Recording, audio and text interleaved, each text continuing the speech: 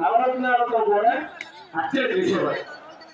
ప్రతిరోజు ఇలా ఆయన చేయడం, మధ్యాహ్నం వరకు కూడా ఆయన భజనతో, అభిషేకాలతో, కీర్తనలతో ఆయన సేవలో గడిపి మధ్యాహ్నం మహాదేవి పెట్టి తలుపు వేసి వస్తూ ఉండేవాడు.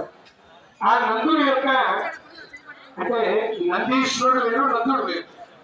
ఆ నందుడు యొక్క నిత్య దైనందిన కార్యక్రమం ఈ విధంగా సాగుతూ ఉండేది. కొంతకాలం గడిచింది. కొంతకాలం గడిచిన తర్వాత ఒకనాడు అర్చనాది కార్యక్రమాలన్నీ పూర్తి చేసుకుని మహానైవేద్యాన్ని చెప్పించిన తర్వాత బయటికి వస్తానని చెప్పి ఆ అర్చకుడు నందుడు కూడా బయలుదేరారు బయటికి రావడానికి, తలుపు నిషేధాలు. అలా బయలుదేరి వస్తూ ఉంటే ఆ ఆలయానికి సమీపంలో ఉన్న కొండ నుంచి ఒక కిరాతకుడు, అంటే వేటతో జీవాన్ని గడిపేవాడు, ధనుర్బాణాలు ధరించి వేటాడుతూ అలా వచ్చాడు. అతని పేరు మహాపాలుడు.